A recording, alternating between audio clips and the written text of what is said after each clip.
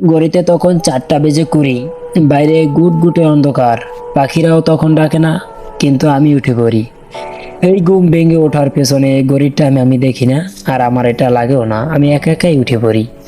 থাকে অনেক দায়িত্ব, থাকে স্বপ্ন, ফার্মের দিকে হাঁটি, চোখে কুয়াশা, দেখি ঝাপসা, তবুও মনে শান্তি, কারণ এই পথ আমার অতি আপন। প্রথম কাজ, ফার্মে গিয়ে আমি ফার্মের লাইট জ্বালাই। সেই আলো যেন শুধু ফার্ম নয়, আমার ভিতরের অন্ধকারও দূর করে। মুরগিগুলো ডাকে, ওদের চোখে আমার জন্য অপেক্ষা। ওদের জন্য আমি দিই খাবার, ওরা খায়, আমি দেখি। এক ধরনের আর্ত তৃপ্তি আসে কোনো শব্দ ছাড়া। এরপর মুরগির খামারে মুরগির জন্য পানি দিই।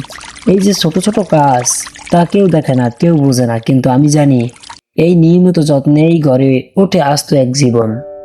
এরপর আম বাগানে যাই, গাছগুলো কথা বলে না, তবু আমি শুনি, যেন প্রতিটা পাতা বলে, তুই আছিস বলে আমরা বেঁচে আছি।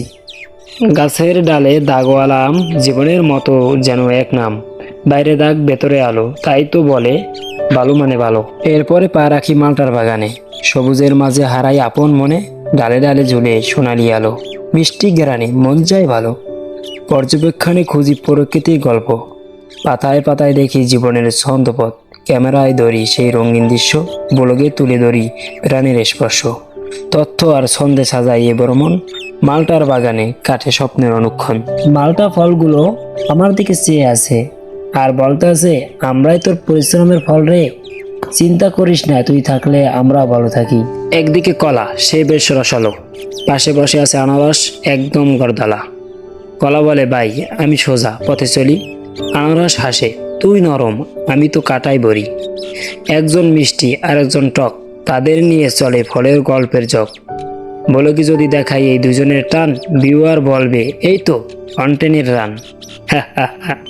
একটা বীজ কত কষ্টে, কত সময় নিয়ে, ভালোবাসায় একটা গাছ দেয়, একটা ফল হয়। এই সময়টুকুতে কেউ নেই তার পাশে, শুধু আমি তার প্রকৃতি। তবে এই একাকিত্ব আমার ভয় নয়, এটাই আমার শক্তি।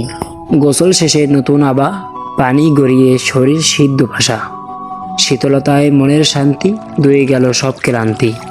হাঁসের খামারে গিয়ে দিলাম খাবার সই, পাখিরা দেখে খুশি হলো, সবচেয়ে কয় তারা হাসে, আনন্দে দুলে যায় পুচ্ছ। আমার দিকে চেয়ে হাসি মিষ্টি সুরে যাচ্ছ, হঠাৎ তারা ছুটে আসে দ্রুত পানে, ওদের অপেক্ষায় কাঁপে তাদের ডানা। হাসির মাঝে সময় যায় দ্রুত ফুরায়, পাখিরা খেয়ে যায় সুখ ভরা দুনিয়া। তারপর চা বানাই নিজের জন্য, গরম দোয়ায় যেন গামের গল্প লুকিয়ে থাকে। চায়ের কাপ হাতে নিয়ে যাই পুকুর পাড়ে, বেঞ্চে বসে পড়ি। সকালের হাওয়া, পুকুর পাড়ে চা, নরম রোদে চিকিমিকি সোনালি দিগন্ধ। চায়ের কাপে দোয়া উঠে, ভাবনায় ভরে মন, সফলতা কি আসলে, কে জানে তার মূল কারণ। অনেকে ভাবে সফলতা মানে বড় চাকরি, দামি গাড়ি, কিন্তু আমি বলি সফলতা মানে সময় মতো ওঠা, নিজের কাজ ঠিক মতো করা, আর দিন শেষে শান্তি নিয়ে এক কাপ চা খাওয়া।